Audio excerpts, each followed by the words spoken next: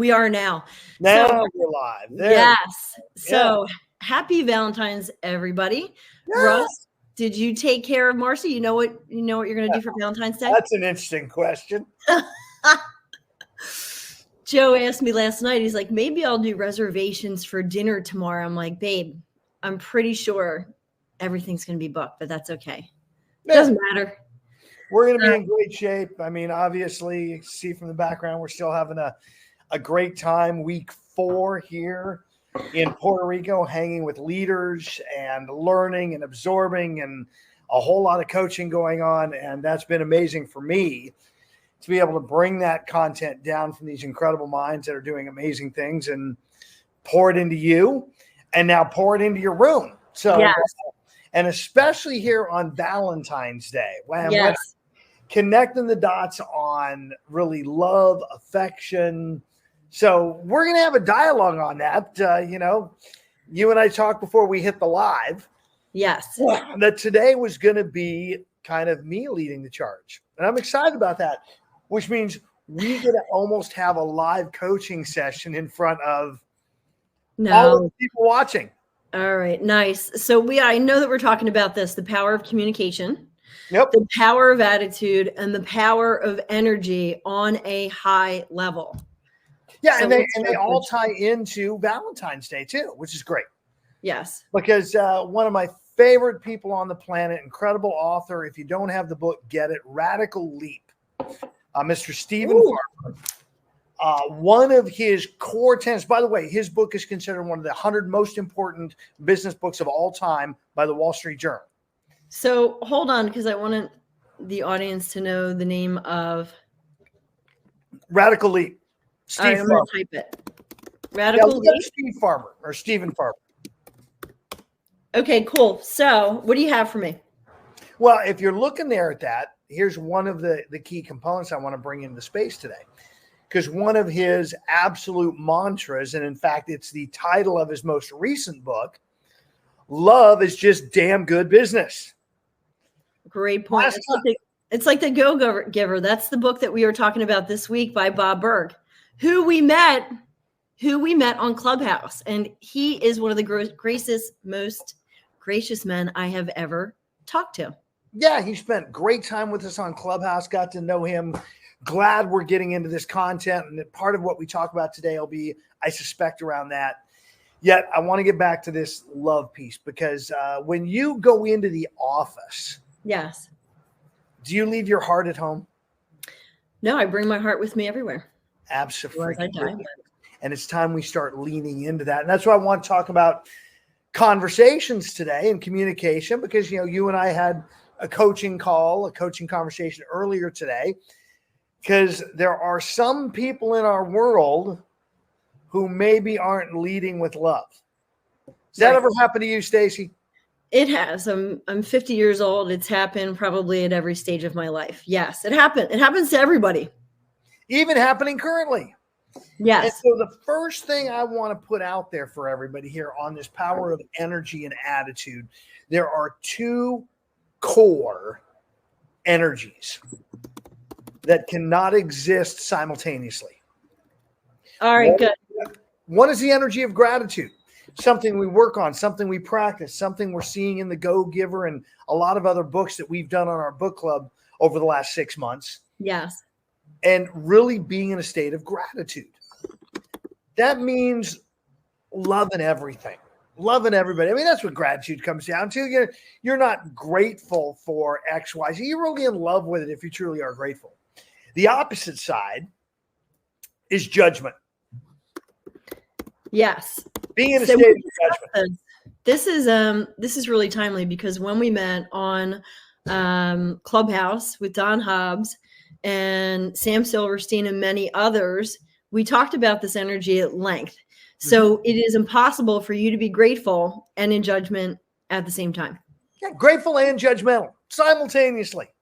Impossible. And one, that of gratitude, really opens up opportunity, gets you places.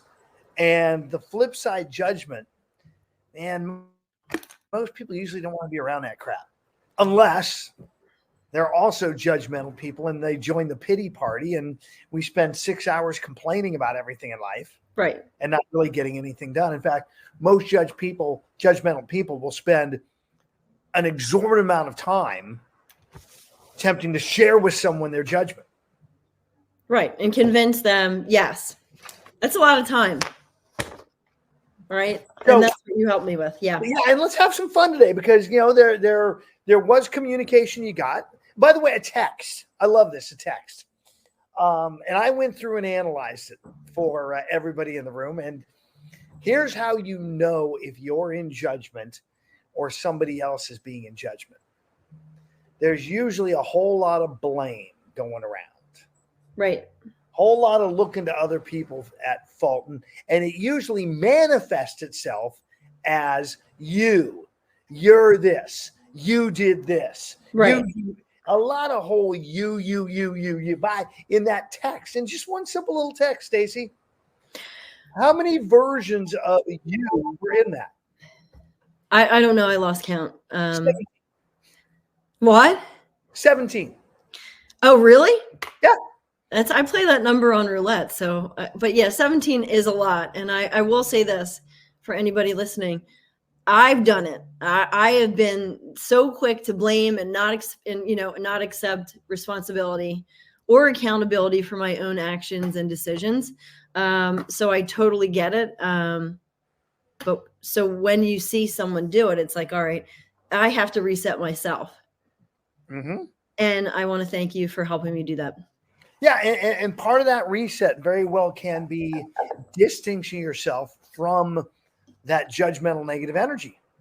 I've got an incredible leader here that I love dearly in this company, that I've literally watched him be at an event and somebody comes up to start to complain about something and he just turns and walks away. Mid-sentence, just, I'm out of here. Really? Oh, yeah. Absolutely, right. Because he doesn't want that to infect his psyche, his energy, his enthusiasm. And by the way, this is someone, Stacie, that I know you know, and that I also know everybody in this company knows, the biggest heart, the most joyous giver, the most grateful guy.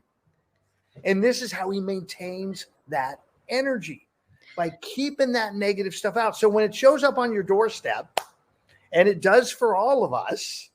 Yeah. How often, and I'm asking through you, yet it's to everybody here, do you feel the need you've got to respond? For me, often. I mean, I am defensive by nature. I'm working on it, but I look at it as a learning point now to pause, and there's power in the pause. And you know what? No one needs to hear me all the time. I don't need to respond to everything. Mm-hmm. And that's what I want to share with everybody. I am not by any means perfect.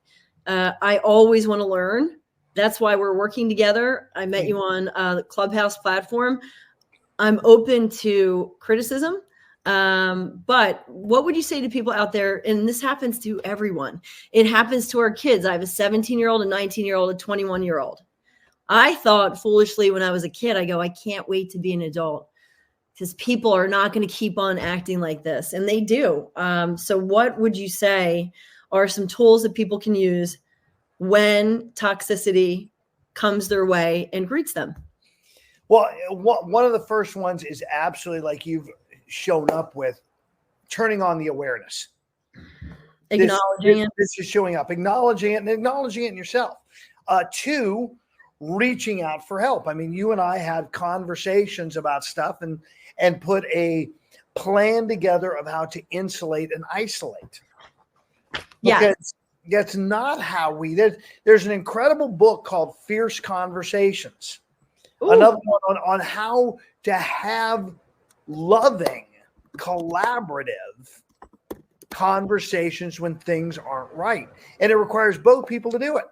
So if you've got a blamer, you may just have to, like my other buddy does, just walk away and isolate. Number 2, though, is to acknowledge where you're at. There are, again, just like we talk about gratitude and judgment being opposite ends, not existing at the same time. Right. The same thing happens with the path of accountability, responsibility, use that word, and the path to victimhood. And when I mean victimhood, I don't mean like something happened to you that you felt victim of a crime, for example. It's having an attitude of woe is me, I'm a victim. It's an energy. It's a low energy. Right. Accountability, a high energy. And the real difference is in any situation, someone living an accountability life is going to look, okay, where's my DNA? How did I help create this? Where in my history has this come up from? Or where in this situation did I do something that I can learn from? Great personal example for me. I had a real estate transaction with a young agent on the other side, right? A newer agent on the other side. And you may have heard before, Stacie, part of my natural lexicon shows up once in a while, being in the South, is the word son. Son. Oh boy, that is really condescending, but okay. It's okay. I had this conversation with my daughter and my wife, so it's okay.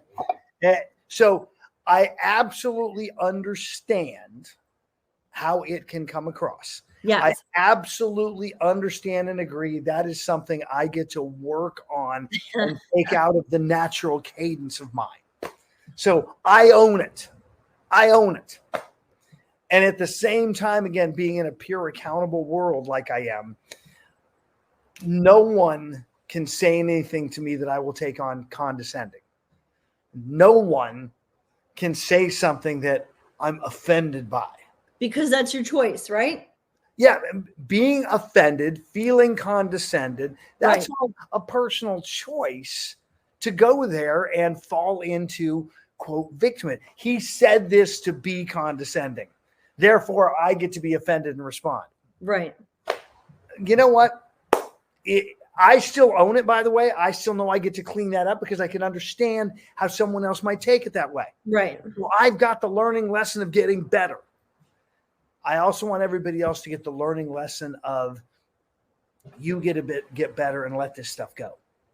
So I want to circle back to power, attitude, and energy. Today is Valentine's Day. So I want to give an example. Sometimes my husband, Joe, will say, you are overly positive. You find silver lining in everything. Even if it's the worst, you see rainbows and unicorns all the time. Must be nice. So what would you say, like, because it's hard. It is a muscle that you have to use every day. And instead of absorbing it and giving it back, to sit back, pause, ask the question, is this real? Is this about me or is this about them? So knowing today is Valentine's Day and the point of us as humans is relationships and love. Yeah. What would you say to people if they're having a tough day, if they feel like they have been disrespected, if they feel whatever, what is the knowledge that you are going to drop right now? Well, and there's a couple pieces I want to lay in together because you said something early on when we were talking about your need to respond. Yes. And you said that's just my nature. Yes, it was. It was. Well, and I would say, no, it wasn't. Really? That was just your programming. All right. Okay. When you were 5 years old, and this is for everybody, you're a little kid, you're playing. Okay? Does any of this crap even show up? You're asking the wrong person. I'm the youngest of four. My brother beat me up all the time. I think I was programmed to be defensive. I get that. Yet early on, again, when you're in play mode, yes, you weren't being defensive. Mm-hmm. You weren't having to one up everybody around you. Right. You could be playing with water, making mud dams with your friends, having a good time. Yes. As a little kid, it just doesn't matter. And yet we've picked up this baggage, this programming.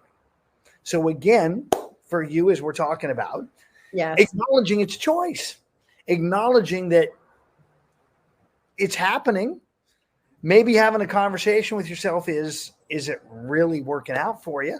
Is it serving you? Is it giving you joy? And the other big piece of this, because you asked this too, analyze, is this real? Yes. We are all living a dream. We are all living a story. What you might think is real for most stuff, someone else may not. Right. Okay. Now, I'm not saying that everything is up to judgment, everything's up to interpretation. Right. Yeah, a big chunk of it is. I mean, for me, leather is leather. I'm going to say that tangibles, this chair is steel. If I hit my head on it, I'm going to bleed. Right. It is real. And yet most of the things that we're interacting with in our life are just part of our dream state, looking through our deletions, distortions, and filters of our history, of our programming, of our experiences. And all of that is that judgment machine firing.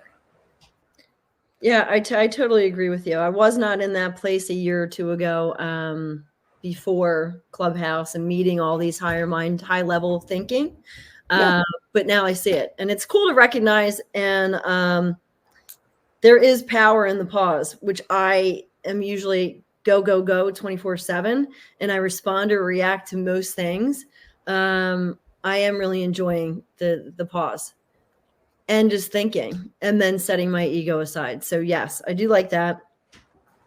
And I will say the pause doesn't even have to happen right out of the gate. We just have to be aware of it. So this agent that I did the last deal with, there were some emails going that were less than, appropriate from my perspective. Emails and texts, that's another conversation. And don't think that in both email and text, Coach Russ didn't have that you want to have. And I got it out of my system, and then I deleted it without ever sending it. Yep. That's another entrepreneur tool. Yeah, it's another tool. I'm okay with you getting that emotion out in the moment, thinking it through so you can change your programming, and ultimately not raising the negativity, because all of that responding just ratchets up the negative energy. It does. So I do like that, and thank you for saying that. Yeah, I think most people, their immediate reaction is, I have to respond. I have to defend myself. I have to explain myself. And the moment that you explain yourself, it's already over. Mm-hmm. We talked about that in politics. So as soon as you start explaining, it is over. Yeah. All right. Yes. It's called justifying, I think is the word I used. Yeah. Someone comes at you with judgment. You go into justification mode, and you've just, either ratcheted it up or dug yourself a bigger hole. Yeah. And I love that we're talking about this, because this is in every facet of our life with our family members, friends. It's not just what we do for a living. Yeah. So, oh, yeah. All right. Give me something. It's across the board. There's so many places on this, because this judgment shows up when we talk about win-win. So we went over 2 books, and I put it in the comments, Radical Leap, and then also Fierce Conversations. I love those 2. They'll be my next, and The Go-Giver. So Bob Berg, let's tell everybody in 60 seconds or less, what's so great about this book that we're talking about this all week? And Monday was amazing. That was awesome, from 10 to 10:30 in the morning. Yeah. So, and that's Eastern time she's giving, everything in life really matters on Central time. So it's 9 to 9:30. That being said, Go-Givers is an allegorical story, by the way, same as Radical Leap, of, someone's journey through learning these lessons. And specifically on this, it truly is how to be a very high level performer, a high level producer, a wealthy individual in all capacities, and what those folks have in common. And happens to be overarchingly a giving mindset. They are great givers. And so the first day of this, when we went through the first part of the content Monday, it was really setting up, if you will, the history of what we're used to experiencing as a lower level producer. Right. Not having hundreds of millions of dollars in connections and relationships and playing at a high level. And that's a different world with a whole lot of learned behaviors that really don't serve us. Yes. And so just some of these. So each day there's 5 laws of stratospheric success in this book. So Tuesday we covered law 1, Wednesday, today we covered law 2. Guess what we're covering tomorrow? Law 4. Ha ha ha. I was track 3 for math, but I know. It's like every agent, horrible at math unless it's a commission. 3% math, you guys are all experts at. You can any number times 3%, you know what the answer is. 2.5%. Well, maybe in some markets. That being said, guys, if you want to pop in, this is a broker agnostic, industry agnostic morning mindset group where we are reading 20, 25 pages every day and then talking about it and sharing our takeaways in that 30-minute and really having a conversation around mindset, attitude, energy, philosophy, all built around whatever content we're reading.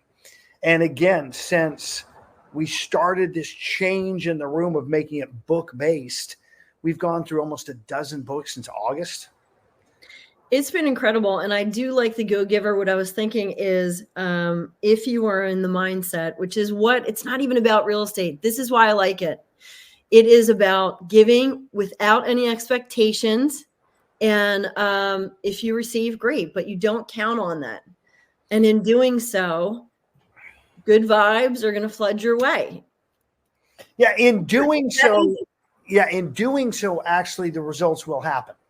This ties into a lot of other content that we've talked about of focusing on the process. Yes. Rather than focusing on the result. Right. Many of you, probably most of you in real estate that are watching this, you're focused on getting sales. Yes. I got to get commissions. I got to get closings. I got to get money. And you show up with commission breath and it undermines your success. Right. Whereas if instead you focus on having conversations to connect and help others, whatever. I want to give two examples real quick and then we'll get off. One is one of my closest friends called me. She was really upset. I need a new roof. I don't want to, this is too much work. I think I need to move. I talked to her for over half an hour. I'm like, stay where you are. It's going to be fine. I'm a great contractor for you. And she did. And it was literally, is that going to benefit me? In the long run, it would. But I went to where she was, and what she needed was reassurance and a really good contractor. And she got that. The second was I went on a listing appointment and I didn't get the listing. And he told me in a nice text, and I knew that he needed a contractor. And I was like, listen, I know you're not using me. That's cool. It's fine. And he asked me for the contractor. I gave it to him. He goes, wow, that's so nice of you. I go, hey, just because we're not working with each other doesn't mean I can't help you. And that's it. I never would have done that in a year or two. I would have been like, yeah, whatever. Go ask the agent you chose. Which is more than position. Yeah. And yet imagine for a moment, Stacie, and that's what this and other content we've been working on is going towards.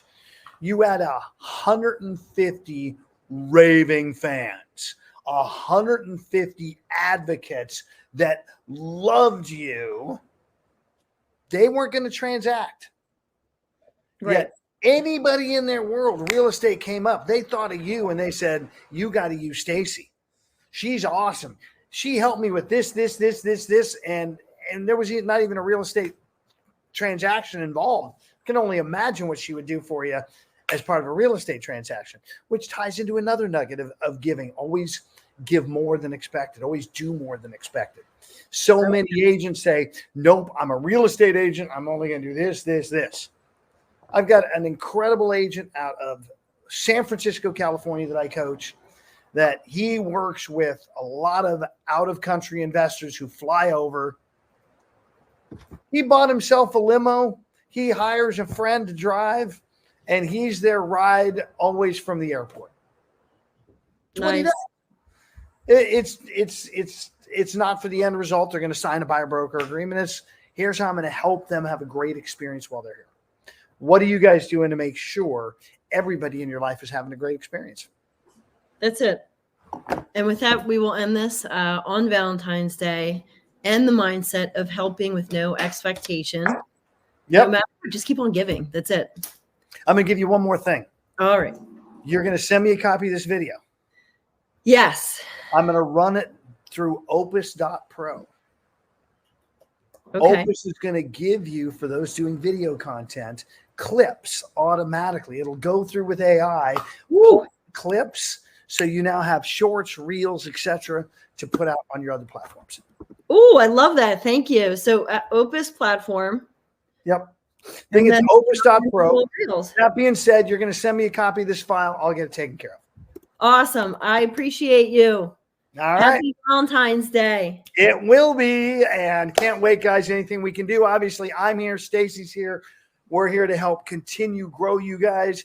Sometimes we fall short. We're all human. Right. And you know that our commitment is unwavering. So plug in. We'd love to see you at 9 o'clock Central. And it's on meetin.com/renegades. And let's keep you growing here in 2024. Thank you. Tell Marcia I said hi. You got it. See ya. Bye. Yeah.